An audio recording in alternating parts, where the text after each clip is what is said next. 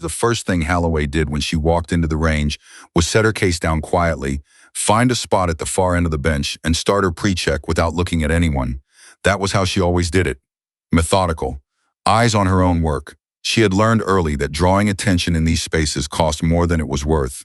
Sergeant Keene was the one who noticed her first, standing with three others near the middle bench.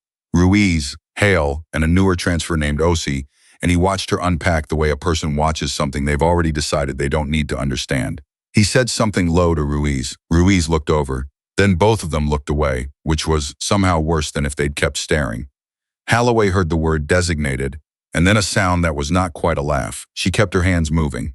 She had come up through Fort Wainwright, which people who had never been stationed in Alaska always assumed was a hardship posting, and people who had been there knew was something else entirely, a place that either made you precise or broke you quietly, with no in-between. Halloway had gone in as a private first class with above-average scores and unremarkable expectations, and had come out 18 months later as someone the range instructors mentioned to each other by last name only, the way they mentioned the ones who were genuinely different. Her father had served. Her mother had not, but understood it anyway, the way some people understand languages they never formally learned. And Halloway had shipped out the first time her mother had handed her a small flat stone, smooth, river-worn, the kind you find on the banks of the St. Lawrence in late summer, and said simply, "Don't let them make you someone you aren't." The stone had been in Halloway's left breast pocket through 2 deployments, 3 range qualifications, and one night in Kandahar she did not talk about with anyone who hadn't been there.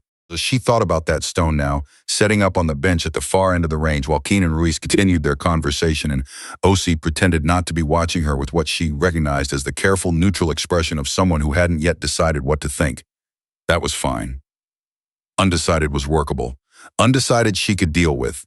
The exercise had been Sergeant Major Delacroix's idea, which meant it was mandatory in a way that superseded ordinary mandatory. Delacroix ran his unit like a man who believed that discomfort was not a side effect of training but the point of it, and he had structured the week's evaluation around a rotating scenario in which each team member would be assessed under degraded conditions, reduced visibility, equipment not their own, time constraints that made precision feel impossible. The note on the board that morning had read, "All personnel will qualify on unfamiliar platforms, no exceptions." Halloway had read it and felt something she recognized as quiet satisfaction, which she was careful not to let show. What it meant in practice was that Keene and the others would spend the morning on weapons they did not know, struggling with calibrations they hadn't set themselves, firing groups that would embarrass them in front of someone whose opinion they valued. And Halloway, who had cross-trained on 6 different platforms during her time up north and had spent 2 winters working alongside a JTF-2 liaison, who had taught her things about cold-weather long-range shooting that were not in any manual she had encountered, Halloway would simply do what she always did. She chambered around, adjusted her breathing, went still. The target was 380 meters out, which was not remarkable. The wind off the range was variable, and coming from the north-northwest at roughly 9 knots, which was slightly more interesting. There was a heat shimmer rising off the asphalt beyond the berm, which distorted the sight picture just enough to require an adjustment most people would either miss or overcorrect. She made the adjustment. Settled, waited for the lull between gusts. The shot broke clean. Behind her, she heard Osi say something quietly. She didn't turn around. The morning the thing with Keene actually came to a head had started ordinarily enough. Halloway had been in the equipment room doing an inventory check. Her 4th that week, because someone upstream had flagged a discrepancy in the optics log, and Delacroix had asked her specifically to sort it out, which she had been doing with the same methodical patience she applied to everything. She had a clipboard. She had a flashlight. She was moving down the shelving in a systematic left-to-right sweep when the door opened, and Keene came in with Ruiz, and a beat behind them, a man she didn't recognize in civilian clothes who carried himself like someone used to being briefed, not briefing. Keene looked at her the way you look at something that shouldn't be in a room you consider yours. "Inventory?" he said. "Optics discrepancy," she said. Delacroix asked me to sort it. Keene made a sound, not agreement and not disagreement, something in between that was designed to be dismissive without being actionable. Halloway had heard that sound from different mouths at different postings for 8 years. She had developed an almost academic appreciation for its variations. The man in civilian clothes was looking at her with a different expression, not dismissive, assessing. She went back to her inventory.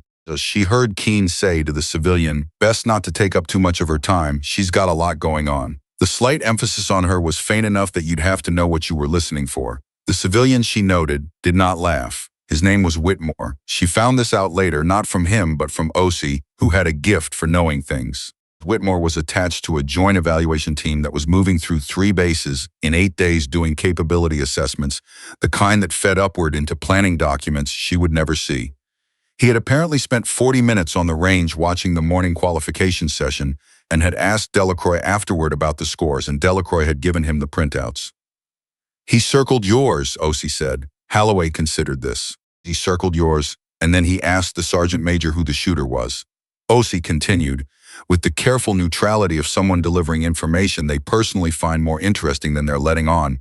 And Delacroix told him, and Keene was standing right there. Halloway understood. She nodded once and went back to what she was doing.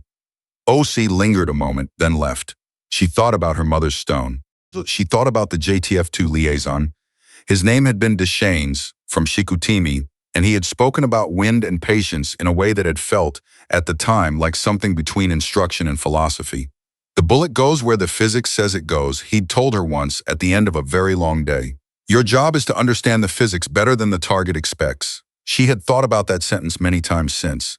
The friction with Keene did not take the shape she had expected. That was the thing about these situations. The version you steeled yourself for was never quite the version that arrived. She had anticipated something direct. A confrontation at the range, a dispute over assignment, something she could meet squarely. What she got instead was subtler, and in some ways harder to manage. She found herself left off a briefing distribution list that she should have been on. When she raised it with the clerk, it was corrected immediately, apologetically, in a way that made it impossible to assign clear responsibility. She was assigned to a vehicle crew for an upcoming field rotation that put her with people she didn't know rather than the team she'd been working with, a change made without explanation. Her range time was shifted twice in the same week, each time to a slot that conflicted with something else she'd been scheduled for. None of it was definitive. None of it was actionable. All of it was exhausting. She dealt with it the way she dealt with most things, quietly, thoroughly, without visible reaction. She showed up to things she wasn't expected at. She completed tasks before they were followed up on. She maintained a level of consistency that made it difficult for the friction to accumulate into anything with traction. O.C. watched all of this without commenting on it directly. Occasionally, he handed her a coffee. Once, coming off a late shift in the operations room, he said only, "You know they're watching to see if you'll crack." And she'd said, "I know," and that was the entirety of the conversation. The person they didn't know about was Monroe. Staff Sergeant Diane Monroe had been Halloway's section commander at Wainwright for 14 months and had never once asked her to do anything other than what she was capable of. That was a rarer quality than it should have been, and Halloway had recognized it at the time and filed it away in the part of herself where she kept the things that mattered. Monroe was now posted 3 provinces away, and they spoke infrequently, but when Halloway called her on a Thursday evening from the parking lot behind the mess, sitting on a concrete barrier with her jacket collar up against the November cold, Monroe listened to the whole thing without interrupting, and then said, "Are you making mistakes?" "No." "Are your scores slipping?" "No." "They went up last week. Are you giving anyone anything real to put in a report?" "No." "Then," Monroe said, "you're fine. I know it doesn't feel like it. You're still fine." There was a pause. Somewhere on the line, a door opened and closed on Monroe's end, and Halloway heard voices and then quiet. "My mother used to say," Monroe continued. And Halloway heard in her tone the slight shift that meant she was saying something she didn't say to many people, that you don't prove things to the people who've already made up their minds. You prove things to yourself, and then you let the record be the record. Halloway sat with that for a moment. "How's the cold?" Monroe asked, shifting back to the ordinary, which was its own kind of kindness. "It's November," Halloway said. "Right. Wear a hat." The joint evaluation culminated in a scenario exercise on a Thursday that Delacroix had designed himself, which meant it was more complicated than it looked on paper and less forgiving than anyone without context would anticipate. The setup, a simulated long-range interdiction problem with degraded communications, a moving target timeline, and a spotter whose equipment had been deliberately miscalibrated as part of the exercise parameters. The teams would rotate through. The times would be recorded. Delacroix would stand at the back with a clipboard and say nothing, which everyone knew was the most uncomfortable possible version of observation. Whitmore was there again. He had a legal pad and a pen and stood slightly to Delacroix's left with the patient expression of someone who had done a great many of these assessments and had stopped expecting to be surprised and had found today that he was. Halloway went forth. The thing about a miscalibrated spotter scope is that most people spend time trying to compensate for it in ways that introduce compounding error. It is a natural instinct and almost always the wrong approach. Deschaines had made her work through this problem specifically in a scenario that had been designed to feel hopeless until she had learned to set aside what the scope was telling her and return to fundamentals. Breathing, natural point of aim, the physics of the thing. She identified the miscalibration in under 90 seconds, did not try to correct for it through the scope, worked from what she knew independently. The first shot landed where she had calculated it would. She heard, from behind her and to the right, Keene say something, but the tone of it was different this time, not dismissive, something else. She worked the problem through to its end, set the rifle down, began her post-check. The time was recorded. She would not know for another hour that it was the best time of the morning, and that when Whitmore had leaned over to Delacroix and said something too quietly for anyone else to hear, Delacroix had simply nodded in the way he nodded when he already knew something. In the days that followed, very little was said directly. That was not how these things worked, and Halloway had long since stopped expecting them to. What changed was subtler, and in its way, more durable than any explicit acknowledgement would have been. She was back on the briefing distribution list and stayed on it, her range time held. When an opening came up on a cross-functional working group that Delacroix ran, her name was on the roster. Keene, for his part, found other things to occupy himself with. Not an apology, she had never expected one, but an absence of friction that was its own kind of statement. OC dropped off a coffee one morning and said, "Heard the evaluation report went up the chain," and Halloway said, "Good," and he grinned a little. She wrote to Monroe that weekend. Not a long message. Monroe was not a long message person, but enough to say that things had settled and that she was, on the whole, fine. Monroe wrote back, "Good.